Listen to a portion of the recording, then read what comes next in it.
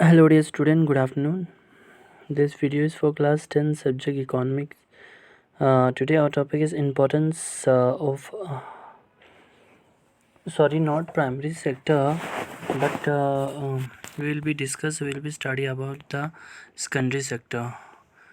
So हम यहाँ पे secondary sector लिख के देते हैं आप लोगों को, ठीक है, एक मिनट.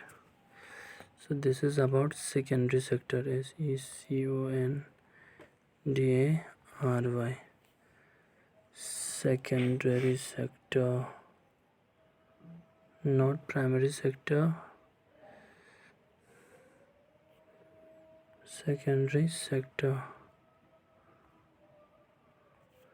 Secondary sector. Okay.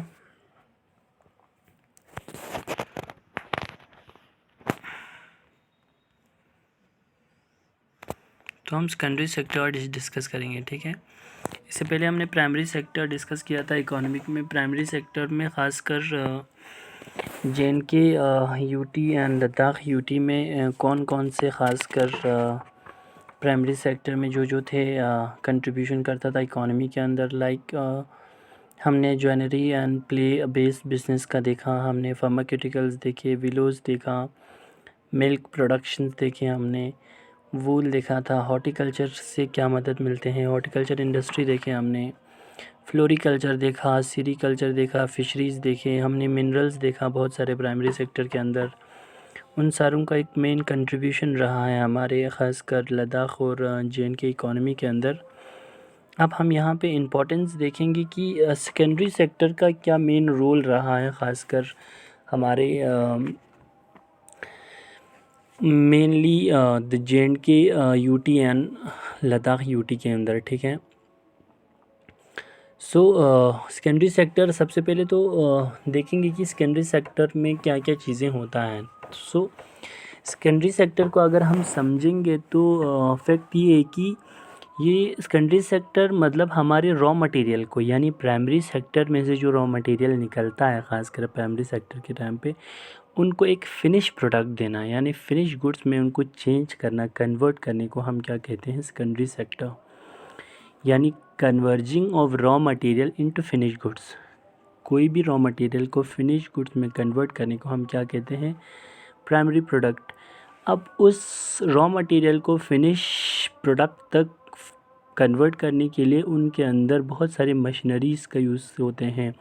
वो मशीनरीज़ हम ऐसे ही ख़ासकर एक इंडस्ट्रियल प्रोसेस से चलाते हैं. फॉर एग्ज़ाम्पल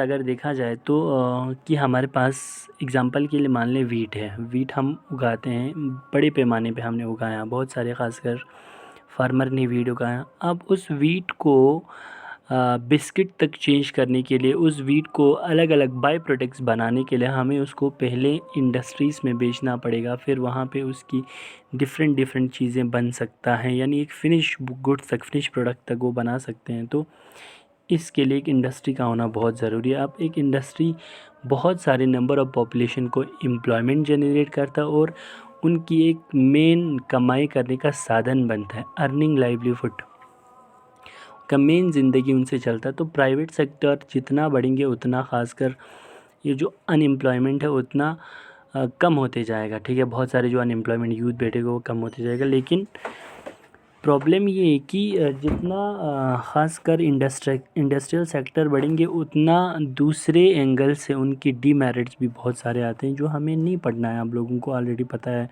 इंडस्ट्री की क्या डीमेरिट है ख़ासकर इन्वायरमेंट को लेकर. नाउ टुडे जो हम डिस्कस कर रहे थे वहीं ख़ासकर सेकेंडरी सेक्टर के बारे में. ये था हमारे पास सेकेंडरी सेक्टर का, ठीक है. सो अगर देखा जाए तो मैन्युफैक्चरिंग क्या होता है भाई, यानी उस रॉ मटेरियल को किस तरह फिनिश गुड में चेंज करने को हम मैन्युफैक्चर बोलते हैं, बनाना. यानी मैन्युफैक्चरिंग इंडस्ट्री एक होता है बनाने का इंडस्ट्री, ठीक है. बहुत सारे ऐसे इंडस्ट्रीज़ और फिनिशिंग इंडस्ट्रीज़ होते हैं. सबसे पहले तो हम मैन्युफैक्चरिंग इंडस्ट्री का मतलब क्या है कि यानी उन सारे एक्टिविटी को इंक्लूड किया गया है जो रॉ मटेरियल को कन्वर्ट करता है एक फिनिश गुड के अंदर. फॉर एग्ज़ाम्पल अगर देखा जाए तो हमारे पास लकड़ी है एक रॉ मटेरियल में, उस लकड़ी को हमने रॉ मटेरियल के तौर पर लिया, लेने के बाद उसको हमने प्रोसेसिंग किया, उस लकड़ी को कन्वर्ट करना चाहा, हम एक चेयर और एक टेबल में कन्वर्ट करना चाहा तो उन्हें हमें इंडस्ट्री में ले जाना पड़ेगा, कारखानों में ले जाना पड़ेगा, फैक्ट्रीज़ में ले जाना पड़ेगा और उनको एक फ़िनिश प्रोडक्ट तक देने के लिए उन्हें हम मैन्युफैक्चर करते हैं, तो उस प्रोसेस को हम मैन्युफैक्चरिंग कहा जाता है। ठीक है। फॉर एग्ज़ाम्पल हैंडीक्राफ्ट में हम कालीन बनाते हैं यानी कारपेट बनाते हैं।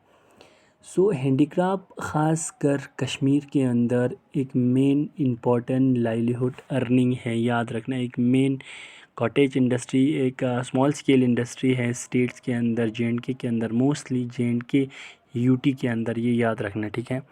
जहाँ स्टेट्स आप लोगों को लिखा हुआ है वहाँ हमेशा आप लोग UT मान के चलना, क्योंकि ये जो बुक है आप लोगों का पुरानी बुक दिया हुआ है अभी। ठीक है। सो एक इम्पॉर्टेंट प्रोडक्ट है हैंडीक्राफ्ट कश्मीर के अंदर। हैंडीक्राफ्ट में कौन कौन से ख़ासकर प्रोडक्ट हैं वो हम देखेंगे यहाँ पे। ठीक है। तो सबसे पहले हैंडीक्राफ्ट में जो हम देखने जा रहे हैं वो कारपेट है। ठीक है। चलिए हम देखेंगे आप लोगों को कारपेट दूसरे वीडियो में ज़रूर देख लेना, कंटिन्यूअस वीडियो याद रखना। ठीक है। क्योंकि ये वीडियो जो है वो लंबा जाता है।